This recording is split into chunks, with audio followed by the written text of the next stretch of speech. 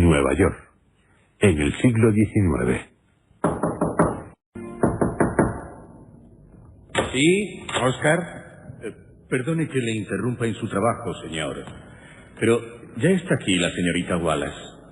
Qué puntual. La cité a las 5 y son las 5. Hágala pasar. Oscar, sírvanos té. Sí, señor. Ahora les traigo el té. Emily Wallace, una de las firmas más prestigiosas del The Raving Journal. ¿Se puede? Pase, señorita Wallace. Me sorprende. Es joven y muy atractiva. No me la imaginaba así. Buenas tardes. Buenas tardes. Le estoy muy agradecido, señorita Wallace, por haber aceptado. Gracias a usted. El caso me interesa.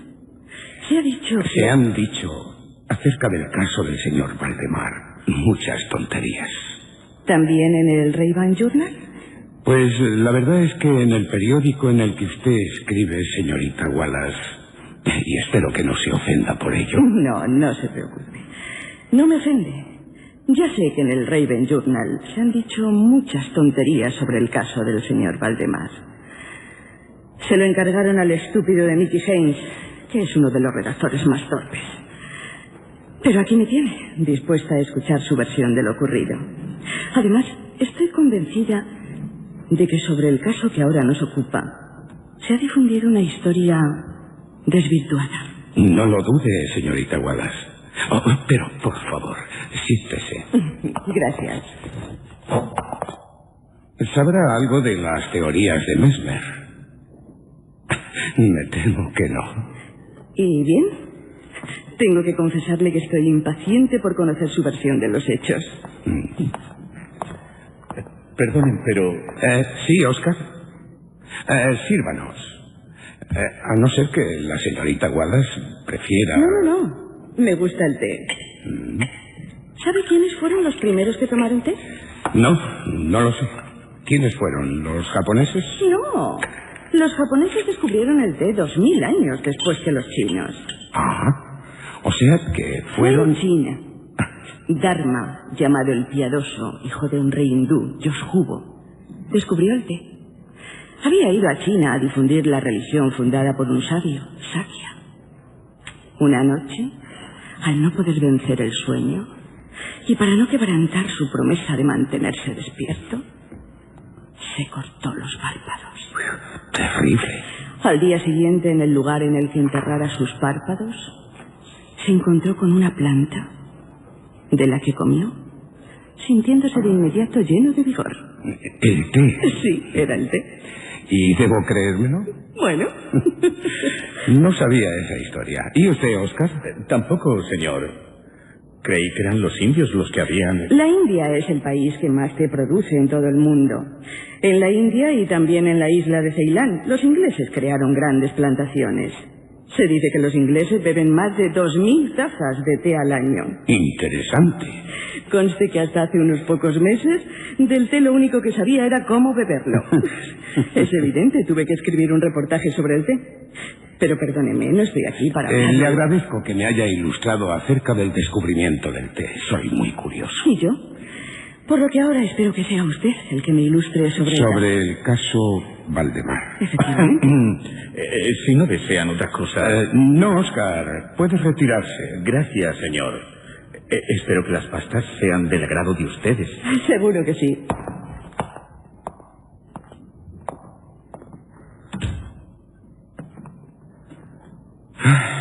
El caso Valdemar.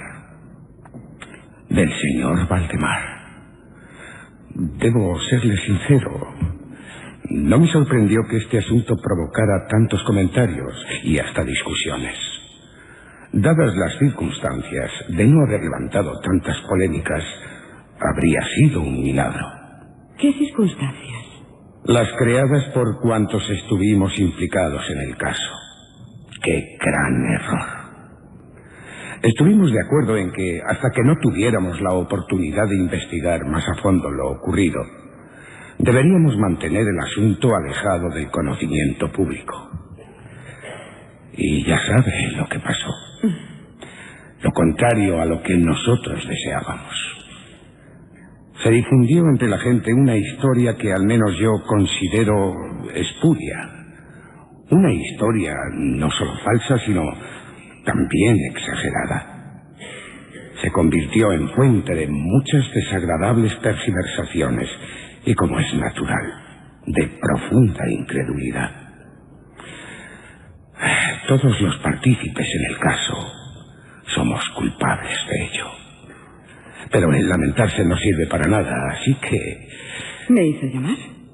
Sí, señorita Wallace. Para que usted, en su periódico, dé a conocer los hechos tal como en verdad sucedieron, en la medida en que me es posible comprenderlos. Pero el té, señorita Wallace, se enfría. ¿Una pasta? Sí, gracias. Le recomiendo esta. Deliciosa. Se lo diré a Oscar. Está muy orgulloso de las pastas que hace. Le alegrará saber que le gustan. El té, señorita Wallace, tómeselo. Gracias. Señor, ¿y por qué yo? Soy un asiduo lector suyo. Lástima haberme perdido su reportaje sobre el té. Estaría de viaje, porque todos los días desayuno con el Raven Journal. Y una mañana se atragantó leyendo la crónica de Mickey Haynes sobre el caso del señor Valdemar. Cierto. Es un tipo odioso. Cuenta lo que le cuentan, y lo que le cuentan se lo cuentan en las tabernas. Es que no se molesta en investigar. Pero leyéndola a usted nunca me he atragantado. Me gusta su estilo. Sé que no me defraudará. Muchas gracias. Le escucho. Pero, perdón, un momento. Juraría que guardé por aquí la libreta. Sí, aquí está. Tomaré unas notas. ¿Ya? Sí, gracias. Durante los últimos 3 años, más o menos, el mesmerismo atrajo repetidamente mi atención. ¿Sabe lo que es? ¿El mesmerismo? La doctrina del magnetismo animal. ¿Cómo hipnotizar? Cierto, señorita Wallace. Mesmer para muchos no fue otra cosa que un charlatán, pero no para mí. Aunque la teoría del mesmerismo esté aún envuelta en dudas, sus sobrecogedoras realidades son ya casi universalmente admitidas. Los que dudan de tales realidades pertenecen al grupo inútil y despreciable de los que dudan por pura profesión. De repente, hace unos 9 meses, se me ocurrió que en la serie de experimentos hechos hasta entonces existía una omisión muy notable e inexplicable. ¿Qué omisión? Nunca se había hipnotizado a nadie in articulo mortis, al borde de la muerte. ¿Hipnotizado a punto de morir? Así que, aun no habiendo sido nadie hipnotizado en tal estado, quedaban por comprobar varias cuestiones. ¿Qué cuestiones? En primer lugar, si el paciente in articulo mortis sería susceptible de influencia magnética. En segundo lugar, en caso de que lo fuera, si su estado aumentaba o disminuía tal influencia. Y en tercer lugar, hasta qué punto o por cuánto tiempo el proceso magnético podría detener el avance de la muerte. Es algo apasionante. Sí, algo apasionante, desde luego. Quedaban por aclarar otras cuestiones, pero las que más me interesaban eran las que le acabo de decir, sobre todo la última, por la gran importancia que podrían tener sus consecuencias. ¿Y qué hizo? Ante todo, pensar si entre mis conocidos habría alguno que me pudiera ayudar en la verificación de tales puntos. Acabé acordándome de mi amigo Ernest Valdemar. El compilador de la biblioteca forensica. El mismo. Goza por tal compilación de una gran fama. Y justa. Es también bajo el seudónimo de Issachar Marx, el autor de las traducciones al polaco de Pallenstein, la conocida trilogía dramática del poeta Johann Christoph von Friedrich Schiller, y de Gargantúa, novela del francés François Rabelais. El señor Valdemar desde 1839 residió en Haarlem, cerca de aquí, de Nueva York. Pienso que en un futuro no muy lejano, tal pueblo sería absorbido por esta ciudad. El señor Valdemar es... o era. ¿Por qué es o era? Permítame que prosiga. Desde luego.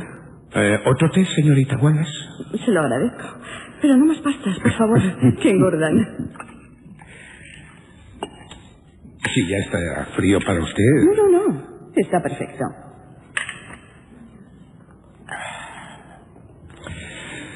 El señor Valdemar siempre se distinguió por su extremada delgadez.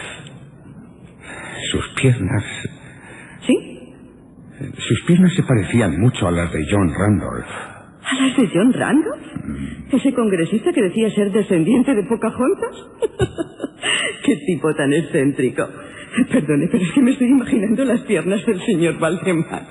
También llamaba la atención por sus patillas blancas que tanto contrastaban con su pelo negro. Algunos creían que usaba peluca.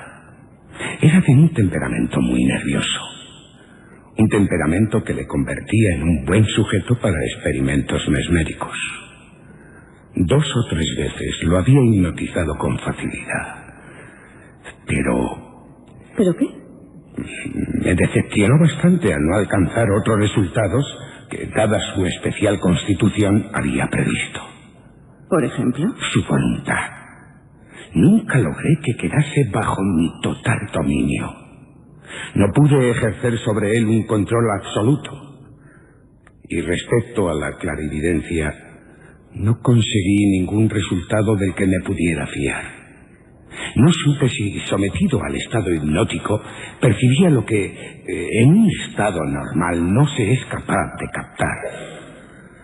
Siempre atribuí mis fracasos a su mala salud. Unos meses antes de conocernos, los médicos le habían declarado tuberculoso crónico. La verdad es que el señor Valdemar acostumbraba a referirse a su cercana muerte con una sorprendente tranquilidad. Para él morir era algo que no se puede evitar ni tampoco lamentar. Por lo que me acaba de decir, parece que el señor Valdemar resultaba una persona apropiada para lo que pensaba llevar a cabo. Efectivamente. Sabía, porque conocía muy bien su forma de pensar, que no se iba a negar a colaborar conmigo. Lo que me proponía entraba dentro de su filosofía. Y sin parientes en América de los que pudiera tener una intromisión. En conclusión, que le hablé francamente del asunto. Y para mi sorpresa, pareció interesarle vivamente. ¿Por qué para su sorpresa? Pues, señorita Wallace, porque con anterioridad siempre se había prestado de buen grado a mis experimentos. Nunca demostró por ellos particular interés. Su enfermedad era de las que permiten calcular con bastante exactitud cuándo sobrevendrá la muerte. Convinimos en que él me llamaría 24 horas antes del momento anunciado por los médicos que le atendían para su fallecimiento. Hace 7 meses, escrita por el propio Valdemar, recibí una nota en la que me decía: estimado señor B, ya pueden ustedes venir. Tanto el doctor D como el doctor F coinciden que no pasaré de mañana a medianoche. Y puedo asegurarle de que han calculado bien. Valdemar. La nota me fue entregada media hora después de haber sido escrita. Al momento me dirigí a su casa. Al cuarto de hora ya estaba en la habitación del señor Valdemar, del moribundo Valdemar. No le había visto desde hacía 10 días y me aterró el espantoso deterioro que en ese tiempo se había producido en él. ¿Qué alteraciones presentaba? Su rostro, señorita Wallace, era de un terrible color plomizo. No había el menor brillo en sus ojos. Y aunque siempre había sido extremadamente delgado, como ya le dije, en tal ocasión estaba muy demacrado. Tanto que la piel se había abierto en los pómulos. ¡Oh! Su rostro era horrible. Sí, no lo dudo. A juzgar por lo que me ha dicho. No paraba de toser. Su expectoración acabó alterando mis nervios. Su pulso apenas se percibía. Sin embargo, conservaba una notable claridad mental, diría que extraordinaria. Y las fuerzas no le habían abandonado por completo. Me habló con claridad. Tomaba, sin necesidad de que nadie le ayudara, algunos calmantes. Lo encontré al entrar en su habitación, recostado en la cama sobre varias almohadas, escribiendo notas en una libreta. ¿Estaba solo? No, señorita Wallace. Le acompañaban los doctores D y F. Estaban a su lado atendiéndole. Luego de estrechar la mano a Valdemar, llevé aparte a los médicos y les pedí que me detallaran el estado del paciente. ¿Qué le dijeron? El pulmón izquierdo de Valdemar, desde hacía 18 meses, estaba en un estado semióseo o cartilaginoso, no pudiendo en absoluto desempeñar su función vital. ¿Y el pulmón derecho también? El pulmón derecho, en la parte superior, también estaba parcial o totalmente osificado. La zona inferior era ya solo un amasijo de tubérculos purulentos entremezclados. Era una masa blanquecina, purulenta, que se forma en los pulmones de los afectados por la tuberculosis. Había varias perforaciones importantes y una parte del pulmón estaba definitivamente adherida a las costillas. Es algo terrible. Sí, señorita Wallace. Algo terrible. Los doctores también me dijeron que las alteraciones del lóbulo derecho del pulmón eran recientes. El proceso de osificación se había extendido con una rapidez poco frecuente, insólita. Un mes antes no había el menor síntoma, y hacía solo 3 días que se habían observado las adherencias. Y aparte de la tuberculosis, los médicos sospechaban que Valdemar tenía un aneurisma de aorta. Una dilatación anormal. Los síntomas de osificación impedían hacer un diagnóstico exacto. Los doctores opinaban que moriría hacia la medianoche del siguiente día, domingo. Eran las 7 de la tarde del sábado cuando hablaba con ellos. Tanto D como F, al retirarse de la cabecera de la cama de Valdemar para hablar conmigo, se habían despedido de él. Se habían despedido para siempre. Pero a petición mía, aceptaron visitar al paciente hacia las 10 de la noche del siguiente día. ¿Y se quedó solo con el señor Valdemar? No, solo no, porque también estaban en la habitación un enfermero y una enfermera. Pero como si lo estuviéramos. Porque tanto el hombre como la mujer se mantenían retirados de nosotros. Cuando se fueron los médicos, hablé francamente con Valdemar de su cercana muerte y del experimento que le había propuesto. ¿Y sería dispuesto a llevarlo a cabo? Sí, claro. Y no solo eso. Estaba ansioso porque lo realizara. Me insistió en que lo empezara. Pero no me sentía autorizado a llevar a cabo una intervención de tal naturaleza solo con la presencia de aquellos testigos. En caso de algún accidente repentino, la verdad no confiaba en ellos, por lo que aplacé el experimento hasta cerca de las 8 del día siguiente. Fue la hora en que llegó el señor Theodore L., un estudiante de medicina a quien conocía. Él me libró de toda preocupación. Mi intención inicial había sido la de esperar a los médicos. ¿Y no les esperó? No aguardé a que llegaran. Me vi obligado a proceder, no solo por la insistencia del propio Valdemar, sino también porque llegué a la conclusión de que no había tiempo que perder. Valdemar empeoraba rápidamente, se consumía. ¿Y qué hizo? Pedí a Theodor que anotara todo cuanto ocurriera. Él accedió amablemente a mi petición. Lo que voy a relatar a continuación está sacado de sus notas. Notas unas abreviadas, otras verbatim, palabra por palabra. ¿Podré ¿Leerlas? Por supuesto que sí, señorita Wallace. Después se las dejaré. Gracias. Continúe. Me tiene expectante. Faltaban 5 minutos para las 8 cuando, tomando la mano del paciente, le rogué que manifestara con toda la claridad que le fuera posible al allí presente Theodor L. que estaba dispuesto a que yo le hipnotizara en tal estado en el que se encontraba. ¿Qué dijo? Su respuesta, aunque débil, pero audible, fue esta. Sí. Quiero ser hipnotizado. Temo que lo haya retrasado demasiado. Retrasado, Valdemar. Me extrañó su comentario. Pero mientras decía tales palabras, yo ya había comenzado a hacer los pases que sabía por anteriores ocasiones, que eran los más efectivos con él. ¿Dice usted pases? Sí, pases magnéticos.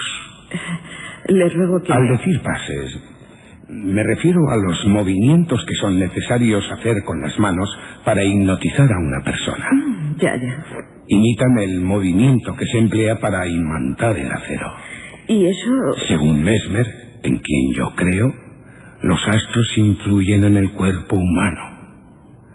Los astros ejercen un influjo mutuo entre sí, y a su vez, como escribió en De Planetorum Influsum Corpus Humanum, sobre el cuerpo humano, llegando a condicionar, modificar su sistema nervioso de una forma semejante a la atracción que el hierro recibe del imán.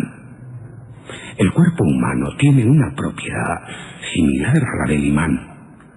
Mesmer llamó a tal propiedad magnetismo animal, y a sus pacientes los trató con imanes, hasta que se dio cuenta de que no era el imán lo que curaba a sus pacientes, sino la influencia psíquica que él mismo irradiaba. Por lo que a partir de entonces, en vez de imanes, pasó sus manos por las partes enfermas de sus pacientes. Tales pases son los pases magnéticos. Comprendo. Decía que usted comenzó a hacer unos pases al señor Valdemar. Sí, y noté enseguida el efecto causado en él por el primer movimiento lateral de mi mano sobre su frente. Pero después, aunque empleé todos mis poderes, no logré otros efectos, o al menos no me resultaron perceptibles hasta después de las 10. Ya habían llegado los doctores B y F. Les expliqué en pocas palabras cuáles eran mis intenciones, y como nada objetaron, dado que el señor Valdemar agonizaba, continué el experimento. Cambié los pases laterales por otros verticales, y dirigí la mirada directa, fijamente, al ojo derecho de Valdemar. Su pulso era ya casi imperceptible. Su respiración eran estertores a intervalos de medio minuto. Así durante un cuarto de hora. Al acabar este periodo, un suspiro natural pero muy profundo surgió del pecho del moribundo, cesando la estertórea respiración. Digamos que los estertores no eran perceptibles. No cambió el ritmo de la respiración. Valdemar tenía las manos y los pies como el hielo, totalmente heladas sus extremidades. ¿Y la influencia hipnótica? Fue a las 11:05 cuando percibí signos inequívocos de la influencia mesmérica. ¿Qué señales? Pues su mirada vidriosa adquirió esa expresión desasosegada que es fruto de todo examen interior. Algo que jamás se ve sino en casos de hipnotismo. Resulta inconfundible. Unos cuantos pases laterales le hicieron parpadear, como al acercarse al sueño. Palpitaron, le temblaron los párpados, y con otros pases se los cerré por completo.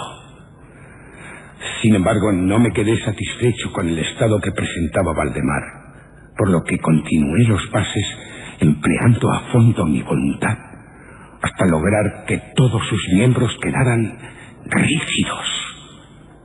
Le había colocado con anterioridad en la posición que juzgué le sería más cómoda. Las piernas, los brazos estirados, la cabeza algo levantada. Cuando finalicé con tales fases, ya era medianoche. Pedí a los doctores que examinaran el estado de Valdemar. Tras algunas comprobaciones, admitieron que se hallaba inmerso en un profundo trance hipnótico. Un trance hipnótico bastante insólito. O sea que les sorprendió. Cierto. Y también aumentó la curiosidad que tenían. Diría que en grado sumo. El doctor D decidió pasar toda la noche a la cabecera de Valdemar, mientras que el doctor F se retiró prometiendo volver al amanecer. Theodore L, así como los enfermeros, también se quedaron. ¿Qué hicieron? Dejamos descansar al paciente hasta cerca de las 3 de la madrugada. Luego me acerqué a él y le encontré en el mismo estado en que se hallaba al irse el doctor F. El señor Valdemar no había movido ni un dedo. No, cierto, ni un dedo, señorita Wallace. Yacía en la misma posición y su pulso apenas se notaba. ¿Respiraba sin esfuerzo? Sí, respiraba tranquilamente, aunque casi de una manera imperceptible. Su respiración, si no se le acercaba un espejo a los labios, no se apreciaría. Sus párpados cerrados con naturalidad y sus extremidades tan rígidas y frías como el mármol. Su aspecto debía de ser sobrecogedor. No lo crea, señorita Wallace. Su apariencia en general no era precisamente la de la muerte. Al acercarme a él intenté influir haciendo un ligero esfuerzo sobre su brazo derecho para que así siguiera los movimientos del mío que movía suavemente sobre su cuerpo. Anteriormente con otros pacientes no lo había logrado. Y la verdad es que con Valdemar tampoco pensaba que lo lograría. Pero para mi asombro, su brazo seguía, débil, pero seguro, el movimiento que hacía el mío. Decidí decirle algo. Señor Valdemar, ¿duerme usted? No responde. En sus labios, sí, en sus labios hay un ligero temblor, como si quisiera... Señor Valdemar, está dormido. Los labios le siguen temblando. Señor Valdemar, ¿duerme usted?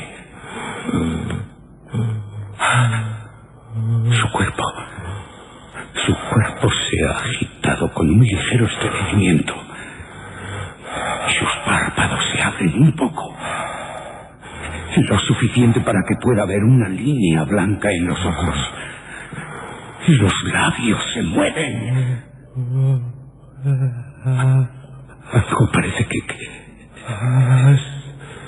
Sí. Ahora estoy dormido. Valdemar, yo voy a tratar de... Despierte. No me despierte.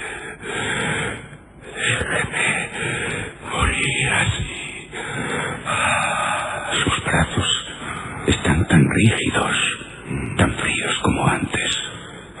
Pero el derecho sigue los movimientos del mío. Señor Valdemar, ahora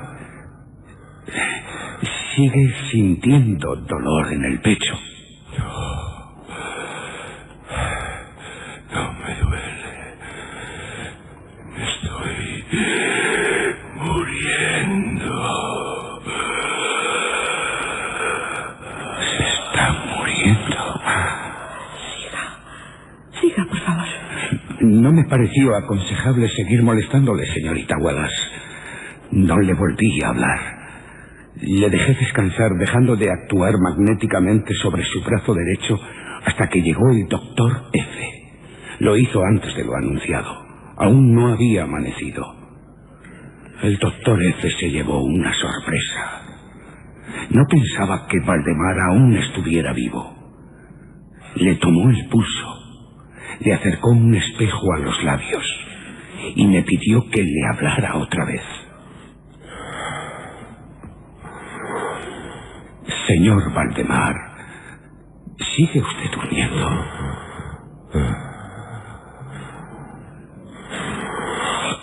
Está como haciendo un gran esfuerzo. Vuelven a temblarle los labios y sus párpados se entreabren.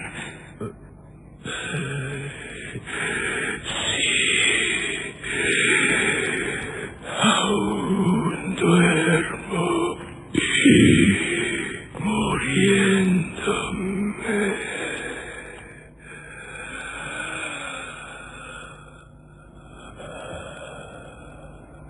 La opinión, o mejor será decir que el deseo de los doctores, fue el dejar al señor Valdemar en aquel estado hasta que le sobreviniera la muerte. Suponíamos que sucedería pasados pocos minutos.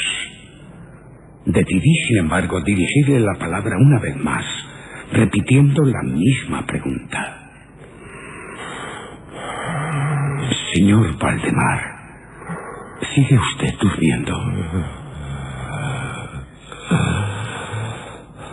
Se está produciendo un notable cambio en su rostro. Sus facciones, sus párpados se abren muy lentamente.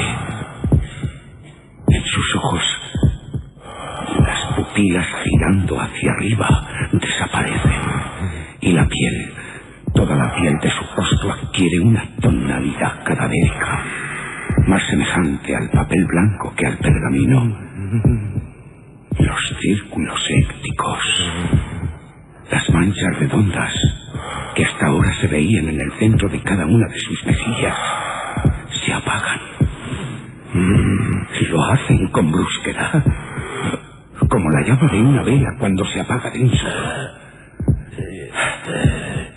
El labio superior se contrae, se repliega, deja ver los dientes hasta ahora ocultos. La mandíbula inferior se ha aflojado. El ruido que ha producido todos lo hemos oído. Su boca queda abierta de par en par y la lengua hinchada, ennegrecida. Valdemar. Señorita Wallace, todos cuantos estábamos allí presentes, se nos suponía acostumbrados a los horrores de un lecho de muerte. Pero en aquel momento, el aspecto, la apariencia de Valdemar era tan espantosa, tan horrible, tan pavorosa, que todos, sin excepción, todos, nos apartamos de la cama. Nunca había visto un rostro tan... Por favor, no siga. Estoy asustada. Si me viera el director, se burlaría de mí. Pero su relato me ha estremecido. Perdone, no ha sido... No. Le agradezco que me lo haya contado de una forma tan realista. De escribir sobre el caso Valdemar Ojalá lo hiciera con la fuerza con la que usted me lo cuenta. Con toda seguridad, impresionaría a los lectores. Espero que tenga la oportunidad de hacerlo. Y de echar por tierra esas malsanas versiones que se han dado sobre lo sucedido a Valdemar. Magnífico. Y el señor Valdemar, supongo por lo que me ha dicho, murió en aquella madrugada.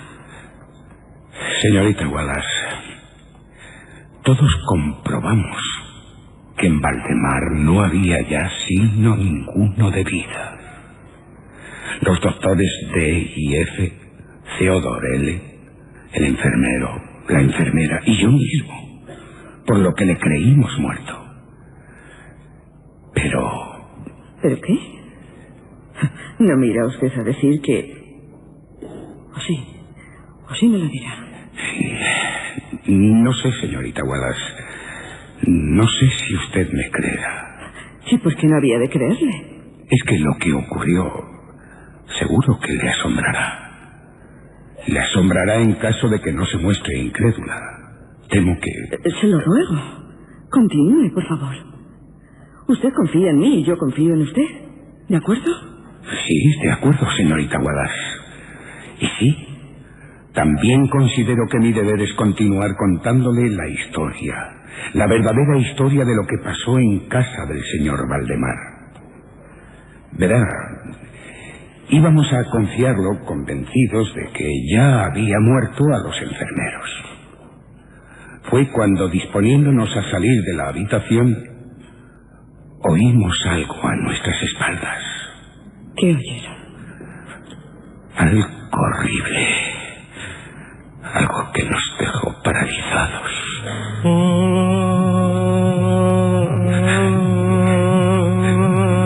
¿Qué es eso? ¿Qué es eso? Es algo espantoso.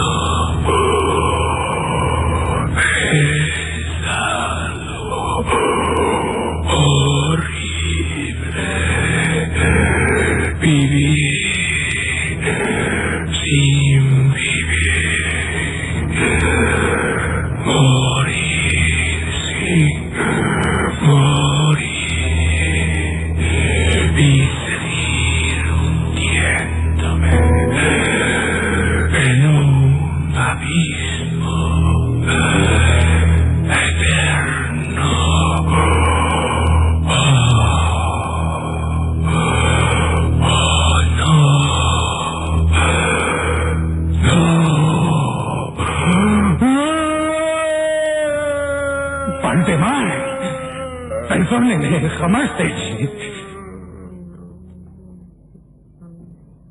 ¿Pero qué era? Oh, señorita Wallace, su lengua hinchada y negruzca vibraba. ¿Dice que vibraba? Sí, se lo aseguro. Puede que la vibración durara un minuto. Con certeza no lo sé. Después, de las mandíbulas abiertas e inmóviles de Valdemar, surgió una voz que... sería por mi parte una locura intentar describirla. Una voz que nos heló la sangre. Hay 2 o 3 epítetos que al menos en parte pueden considerarse adecuados para explicarle cómo era. ¿Sí? Puedo decirle, por ejemplo, que era una voz áspera, quebrada y hueca. Pero el sonido en conjunto, eso sí que no se lo puedo explicar. Imposible. ¿Pero por qué? Por la sencilla razón de que nunca un sonido semejante ha lastimado el oído humano. No lo ha excitado. Nadie ha percibido tales resonancias. Por separado sí, pero juntas no. Y menos de un hombre. Muerto. 2 características, sin embargo, puedo señalarle como propias de tal sonido. Es algo que pensé en aquel momento y que aún sigo pensando. Pueden dar cierta idea de su condición sobrenatural. ¿Dice usted sobrenatural? Sí, señorita Wallace, sobrenatural. Porque natural no era. ¿Qué características? La voz parecía llegar desde muy lejos a nuestros oídos, al menos a los míos. Como si proviniera de una caverna situada en las profundidades de la tierra. Sí, una cosa así. ¿Y cuál es la otra característica? Señorita Wallace, me temo que no va a entenderme. ¿Por qué? Que yo no veo... Perdóneme, señorita Wallace. Creo que no me he expresado correctamente. No va a entenderme, porque yo no voy a ser capaz de que me entienda. Me faltan palabras, sí, palabras para manifestarle la sensación que... Lo intentaré. La voz me produjo la misma sensación que producen al tacto las materias gelatinosas. ¿Gelatinosas? Y viscosas. Una sensación, desde luego, muy desagradable. Y tratándose de un sonido pavorosa. Y de una voz. Porque le estoy hablando de ambos sonidos y de voz al mismo tiempo. No le comprendo. Quiero decir, señorita Wallace, que el sonido consistía en un silabeo muy claro. ¿Muy claro? Sí, de una claridad tal que asombraba y aterraba. El señor Valdemar hablaba. ¿Hablaba? ¿Qué hablaba? Respondía a la pregunta que le había hecho unos minutos antes. Y antes de que ustedes creyeran que había muerto. ¿O estaba muerto? Mire, estoy terriblemente confundida. Sería raro no estarlo, señorita Wallace. Yo, como recordará, le había preguntado... Señor Valdemar, ¿sigue usted durmiendo?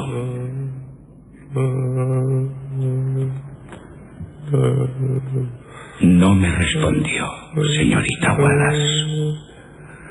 Fue cuando comenzó a producirse un cambio notable en su rostro. ¿Y qué dijo el señor Valdemar?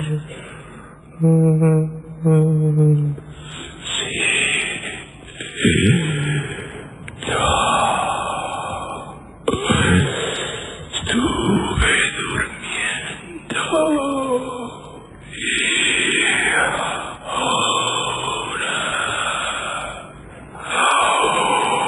ahora estoy muerto.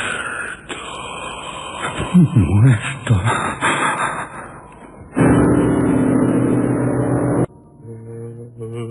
Señor Valdemar, ¿sigue usted durmiendo?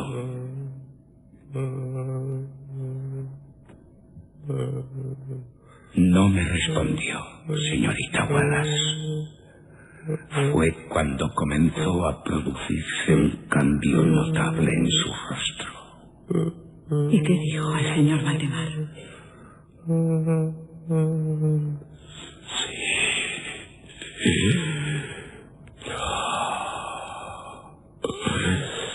Estuve durmiendo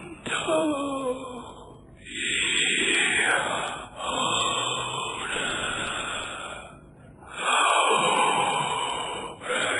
estoy muerto. Muerto.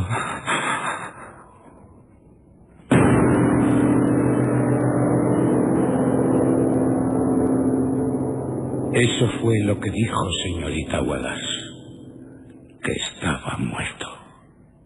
Pero vamos a ver, si el señor Valdemar estaba realmente muerto, ¿cómo es que le habló? No es fácil de explicar. No lo es. Todos al oírle decir tales palabras sentimos un gran horror. Un horror que nadie se molestó en disimular. Fueron solo unas palabras, unas pocas palabras las que dijo. Pero por lo que significaban y por la forma en que las dijo, logró escalofriarnos. Theodore L., el estudiante de medicina, se desmayó al instante. Y tanto el enfermero como la enfermera salieron corriendo de la habitación, huyeron. No hubo forma de convencerles para que regresaran. Supongo que la actitud de ellos no le extrañaría ni a usted ni a los doctores. Oh, desde luego que no, señorita Wallace. Si yo le dijera lo que sentí... Por favor. Sería inútil el pretender describírselo. Y puede que cruel. Cruel con usted, señorita Wallace. Fue algo más que miedo, terror, pavor. Oh, fue mucho más que eso. Debe conformarse con estas palabras. De acuerdo. ¿Y qué hicieron? Ante todo, intentar reanimar a Theodore L. Durante casi una hora, tanto los doctores como yo permanecimos en silencio mientras atendíamos al estudiante, cada uno inmerso en sus pensamientos o en sus pesadillas. Creo que ninguno de los tres nos atrevimos a exponer lo que pensábamos. Pero aunque no lo manifestáramos, todos creíamos que se trataba de algo sobrenatural. ¿Y cuando recobró el sentido Theodore L., es de suponer que nos ocupáramos del señor Valdemar? Exacto. Y eso es lo que hicimos. Dígame, ¿cuál era su aspecto? El mismo. Seguía igual.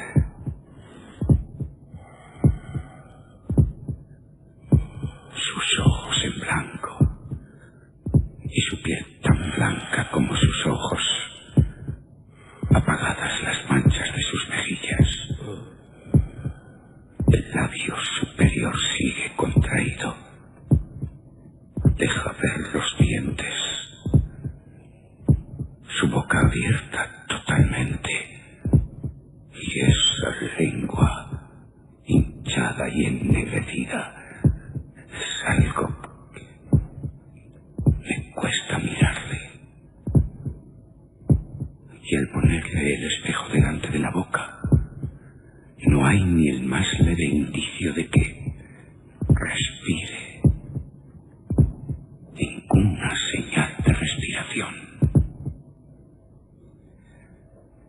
Pero, señorita Wallace, ¿Qué? si le hacía una pregunta, volvía a vibrar su lengua. No. ¿Qué era eso? Era una señal, o la única señal de influencia mesmérica. Resultó inútil pretender sacarle sangre de su brazo derecho. No lo logramos por más que lo intentamos. Tampoco su brazo obedecía a mi voluntad. En vano me esforcé por hacerle seguir la dirección de mi mano. Pero cuando le preguntaba, su lengua vibraba. Parecía esforzarse en responder, pero carecía de suficiente voluntad. Señor Valdemar, ¿me oye? ¿Me oye, señor Valdemar?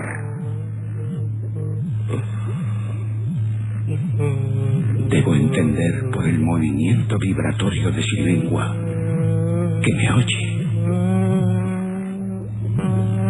Sí, me oye, pero... ¿me oye? ¿Está muerto? ¿Muerto? No puede estarlo. He frenado su muerte mediante un proceso mesmérico, o lo que normalmente se denomina muerte. Perdone, pero todo lo que me cuenta es muy confuso. No sé cómo de hacerlo, darlo a entender a los lectores del Raven Journal. Señorita Wallace, sé que lo contará, y que lo contará bien. La considero una magnífica periodista. Ahora no sabe cómo lo hará, pero ya lo sabrá.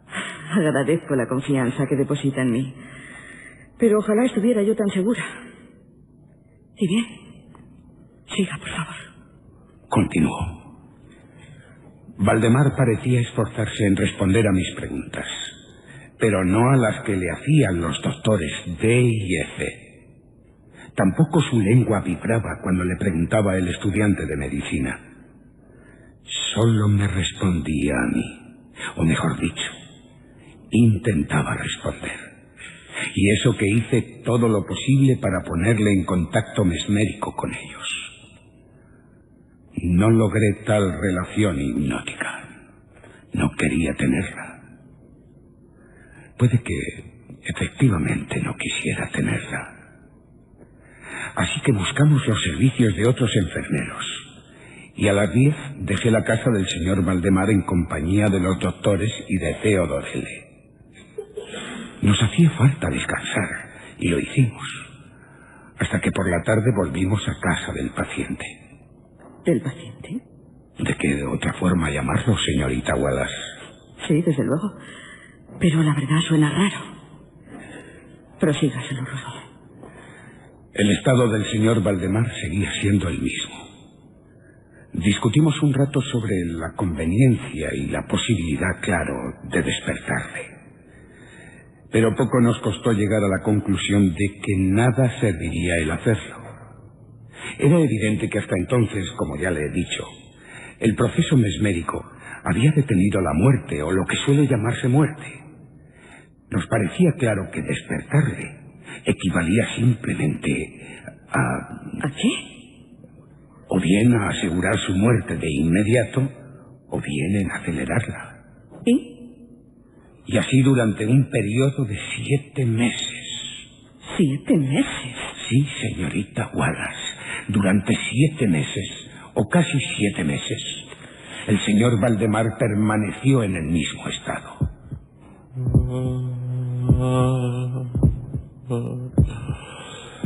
Soy Valdemar y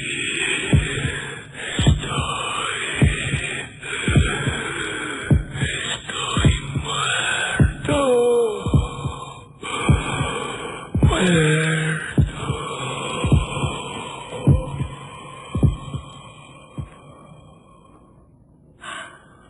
Increíble. ¿Qué hizo o qué hicieron durante esos meses? Le visitamos a diario, algunas veces acompañados por otros médicos o alguna amistad. Los enfermeros lo atendían constantemente hasta que a finales de la semana pasada... ¿Se decidieron a hacer algo más? Sí. El viernes pasado decidimos llevar a cabo el experimento de despertarle o de intentar despertarle.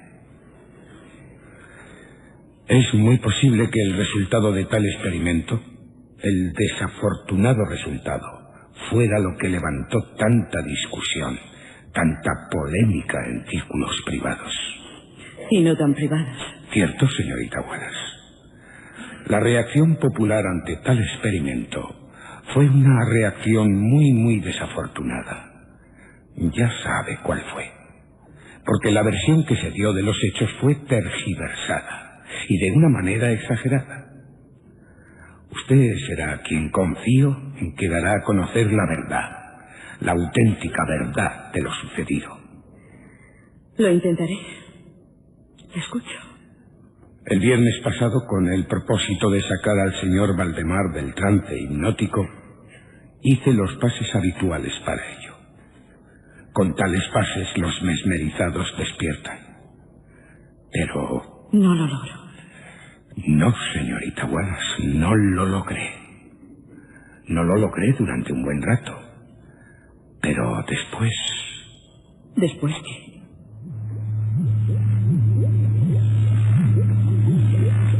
El iris de sus ojos. Por favor, doctores, acérquense. Sí. En sus ojos.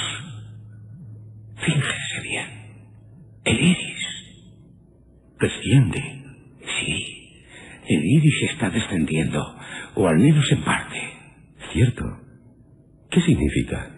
Lo considero un indicio de la reanimación del señor Valdemar. ¿De su retorno a la vida? Sí, de su retorno a la vida. Y ahora, el descenso de la pupila se acompaña de una supuración. Es un abundante flujo de icor amarillento. Icor. El líquido que supuran algunas úlceras. Es muy desagradable. Sí, su olor es harto repugnante. Pero no deja de ser otro indicio de su reanimación. ¿Seguro? Seguro, doctor F. ¿Por qué no intenta influir, como antes lo hacía, en el brazo derecho del señor Valdemar? Sí, lo haré. Con estos pases... Con estos pases tenía que... Pero no. Su brazo no sigue al mío. No se mueve. Hágale alguna pregunta. Sí, pregúntele. No sé, déjeme pensar. ¿Qué es lo que siente? O lo que desea. De acuerdo.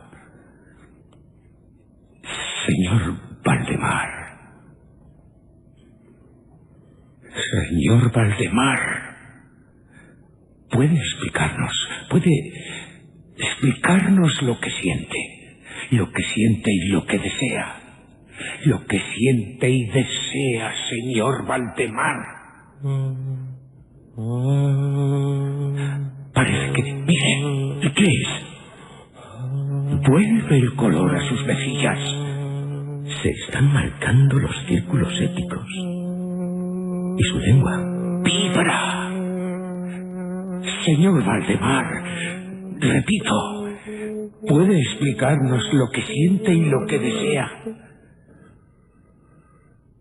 La lengua.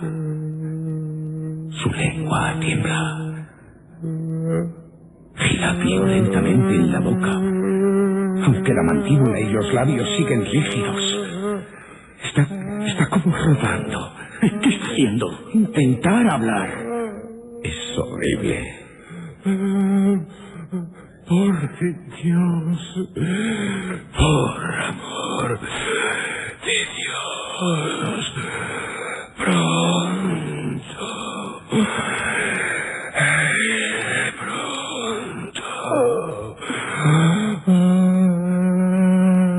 ¿Pronto qué, señor Valdemar? Hágame dormir. Hágame dormir. Oh, despiérteme. Despiérteme pronto. Le digo que estoy muerto. Le digo que estoy muerto.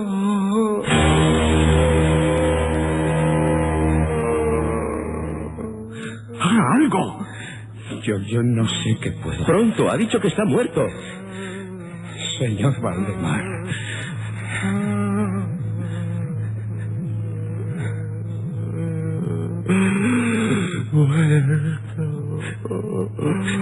No.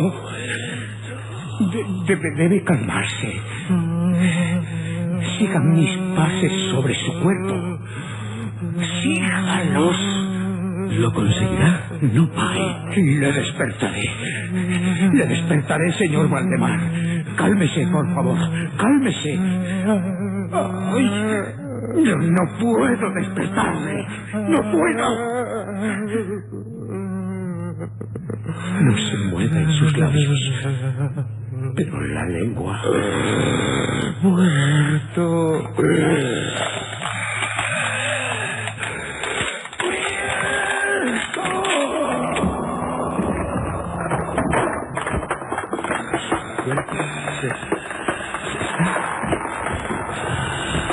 Se está encogiendo. Se contrae. Se deshace entre mis manos. Se deshace entre mis manos. Se pudre.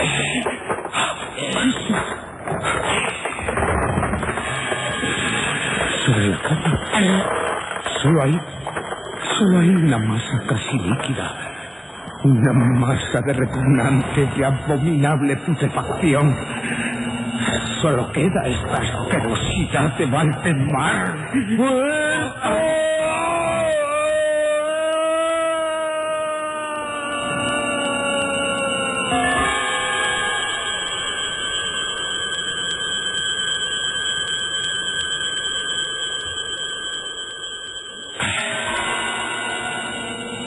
Perdóneme, señorita Wallace. Recordando lo que ocurrió, procuraré serenarme.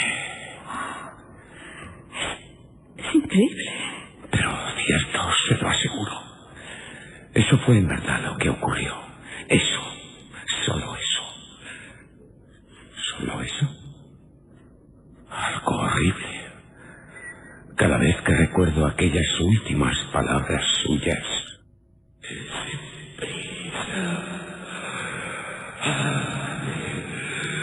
Dormir, hágame dormir, despiérteme pronto, le digo que estoy muerto, le digo que estoy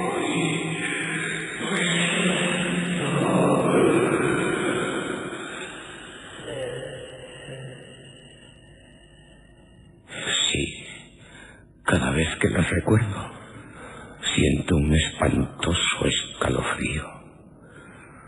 Puede que con el paso del tiempo logre olvidarlas, aunque me temo que no. ¿Y yo? Yo creo que tampoco nunca podré olvidar cuanto me ha contado. Y puede que tampoco quienes lean lo que escribiré sobre este caso. Aunque ahora me pregunto, ¿cómo contarlo? Lo único que sé es cómo titular mi artículo. La verdad sobre el caso del señor Valdemar. Y será la verdad. La terrible verdad. Gracias. Ha sido un placer. Bueno, debo agradecerle el que... Oscar, ¿cómo se atreve a entrar sin antes haber... Señor... Pero, Oscar, ¿qué le pasa? Está muy pálido, se encuentra mal. El señor... ¿Quién es el señor? Valdemar. Valdemar. Está aquí. Dios mío. No ha muerto, no. Su pulso, aunque débil, solo se trata de un desmayo. Ya temí que... No se preocupe, señorita Wallace. Sé cómo reanimarle. Con unos pases. Pero este hombre parecía ser presa del pánico. Sí, cierto. Y además dijo que... Dijo una locura. Vamos a ver. ¿Qué hicieron con los restos del señor Valdemar? Se les dio sepultura. Pero Oscar acaba... Sí. Él dijo que está aquí. ¿Y usted le ha creído? Él estaba aterrado. Vamos a ver. Sospecho que no me ha contado todo lo que ocurrió. Que me oculta algo. Oscar ya vuelve en sí. ¿Qué es lo que me oculta? ¡Vamos! Cuanto le conté, señorita Wallace, es cierto. Y yo no lo dudo. Pero sé que hay algo más. Admito que no se lo he contado todo. Pero usted no debe saber lo que salvo yo. Nadie sabe. ¿Por qué? Es demasiado espantoso. Lo siento. Debo saberlo todo. Y si no me lo cuenta... Lo haré, señorita Wallace, pero... ¿Cómo se encuentra, Oscar? No sé, señor. Débil, pero mejor. Le ayudaré a levantarse. Gracias, señor. Un momento.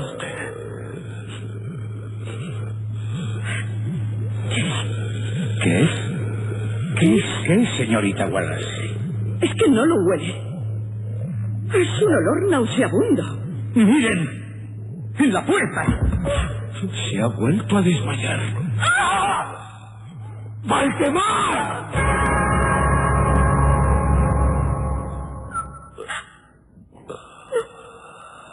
No me diga que es masa tan abominable. No. Eso es el señor. Sí. Soy yo. Valdemar. Valdemar. Y sigo muerto. Muerto. Oh, señorita. Le ruego que me disculpe por presentarme con un aspecto tan monstruoso. Pero es lo que queda de mí. No. Solo una repugnante y hedionda masa por culpa de... Solo quería ayudarle, Valdemar. Ayudarme. No sabe. No se acerque. No se... Cállese. Sabe lo que hizo. Se lo iba a contar. Y noche, a las pocas horas de darme sepultura, me desenterró. Y hasta ahora me ha tenido dentro de un gran recipiente en su laboratorio Para despertarle o dormirle. Para salvarle. Liberarle del espantoso mundo en el que se encuentra. Pero no puede. En cambio, yo sí puedo. ¿Qué va? Hacerle venir a este horrible mundo al que me condenó. No, Valdemar, no. Por favor. Mi mente está viva. No. Y soy capaz de magnetizarle. Solo quise, Valdemar, ayudarle. Índeme. Clave su mirada en mí. En la masa. Soy yo. Y usted será como yo. Míreme. Estará vivo sin vivir. Muerto sin morir. Siempre. ¡Siempre! ¡Siempre!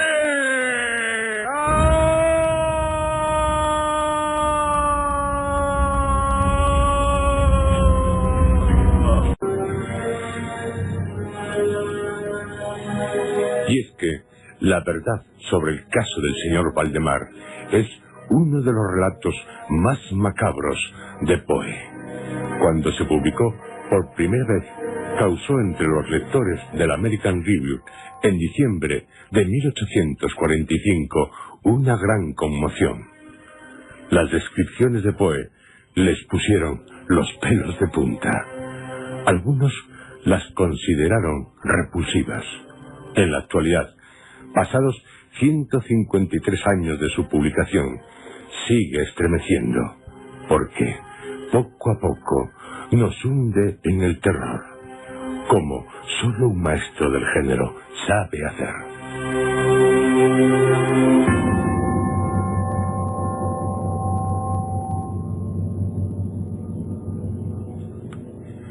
En este relato, la verdad sobre el caso del señor Valdemar, queda patente una de las grandes preocupaciones de Poe: la no muerte de los muertos. La muerte aparente le inquietó y la angustió, como la posibilidad de ser enterrado en vida o la posibilidad de resucitar. Temáticas que, tras Poe, cultivaron muchos autores, pero la verdad sobre el caso del señor Valdemar es inigualable. Resulta, ante todo, veraz. Tanto que, como ya les hemos dicho, no pocos creyeron que se trataba de un caso real. Veraz porque Poe no duda en planteárnoslo de tal manera, pese a que se trata de un caso de mesmerización. Y en la magnetización no todos creían, pero Poe la hace creíble por la manera en que la pone en práctica el narrador.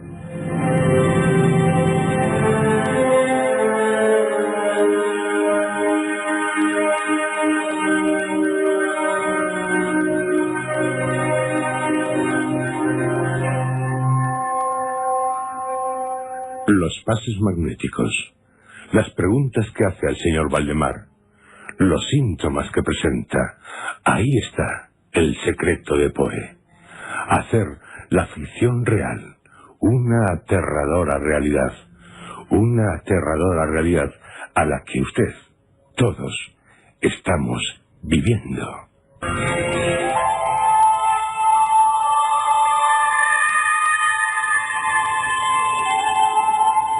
Sí, ya saben todos, usted, y también usted, la verdad sobre un espantoso caso, el del señor Valdemar, uno de los relatos más aterradores de Edgar Allan Poe, de quien dijo Howard Phillips Lovecraft.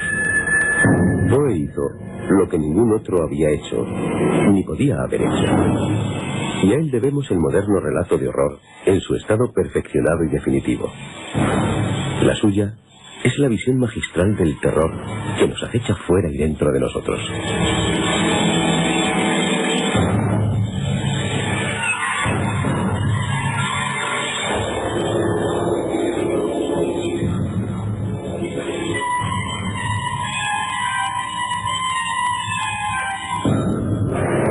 Poe, como ya les hemos dicho, en 1844, un año antes de sorprender a los lectores del American Review, había publicado otro relato sobre la pseudociencia de Mesmer, Revelación Mesmérica. De Banquet, su personaje, nos dice George Walter en su biografía de Poe: solo desea someterse a la experiencia con el objetivo de ser adecuadamente interrogado por el magnetizador. Según su convicción, solo en estado de sonambulismo será capaz de dar las respuestas claras que en estado de vigilia solo serían sentimientos difusos. Se reconoce ahí toda una dialéctica poesca. Y como en realidad es el autor quien plantea las preguntas a su personaje, se trata nada menos que de la existencia de Dios y de la inmortalidad del alma. Una vez dormido e interrogado, Mankir experimenta la realidad de una futura encarnación, a la vez individual y absorbida por Dios.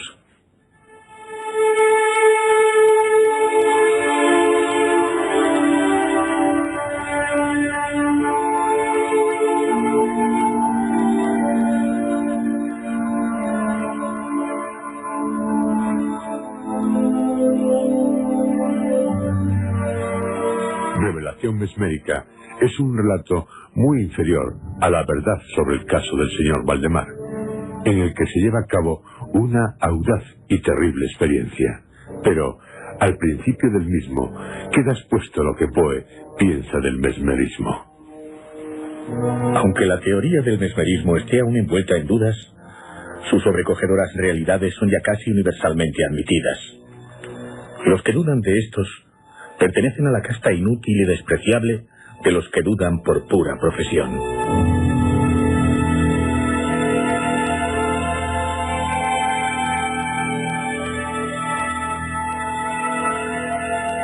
Poe no creería ciegamente en el mesmerismo, pero lo que sí está claro es que le interesó.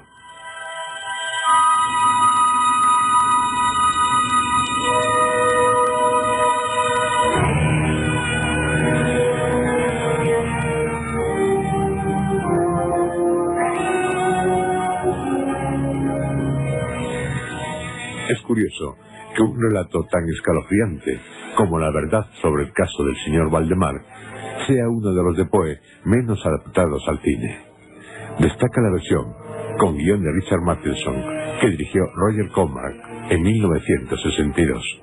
Se trata de uno de los sketches de la película Historias de terror, basada en cuentos de Poe. El último. Le anteceden, y por este orden, Morella y el gato negro, síntesis del relato así titulado y de El barril del amontillado. En mi opinión, el mejor de los tres es el del señor Valdemar. El sketch se inicia con una inquietante pregunta, mientras unas gruesas gotas de sangre van formando una mancha.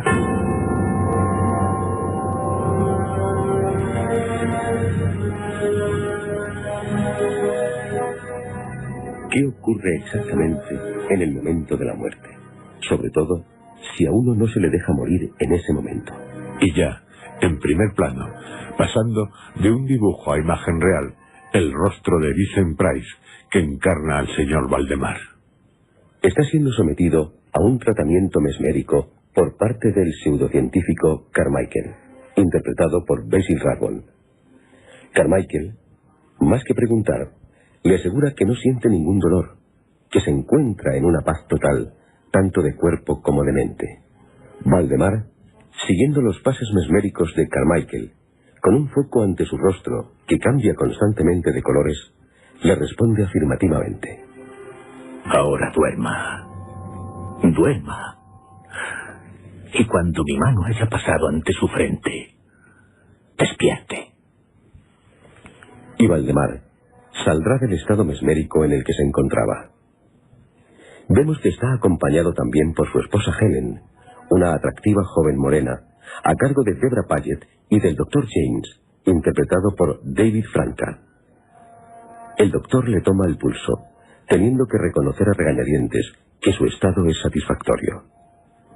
Para el Dr. James, el hipnotismo no es aconsejable, pero Valdemar le dice que gracias a él no tiene dolores.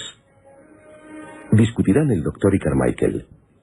Este, por su expresión, ya desde un principio, no parece albergar buenas intenciones. Valdemar les dice que hay que aceptar la realidad, que en su cerebro los tejidos se están descomponiendo. Su muerte, sin estar en estado hipnótico, sería terrible. Accede a la petición de Carmichael de ser tratado in articulo mortis al borde de la muerte, a lo que se opone vivamente el Dr. James, a quien Helen le confiesa su terror de que su esposo esté influenciado negativamente por el mago.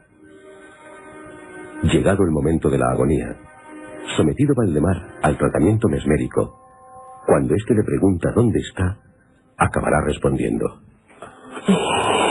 Oscuridad. Todo es oscuridad. No veo más que tinieblas, y entre ellas una multitud de personas. No, déjeme libre. No. ¡Cállese! Déjeme libre. Le dejaré libre cuando haya terminado. Carmichael no solo se propone el saber hasta dónde puede llegar el influjo mesmérico en una persona al borde de la muerte. También desea que cuando Valdemar se muera, su esposa Helen no se case con el Dr. James, lo que antes Valdemar aceptaba con agrado, dada la bondad del joven y el aprecio que le tiene, y sí con él, haciéndose también con sus propiedades. Pero Valdemar, ya con el rostro cuarteado, inmóvil en el lecho, le desbaratará sus planes. Se incorporará de la cama al tratar violentamente Carmichael a Helen, y avanzando amenazadoramente hacia él, mientras se va descomponiendo, acabará dándole muerte. El doctor, que se disponía a irse, vuelve precipitadamente a la habitación tras oír unos gritos. Se encontrará con Helen desmayada y con una masa repugnante, lo que queda de Valdemar, sobre el cadáver del malvado Carmichael.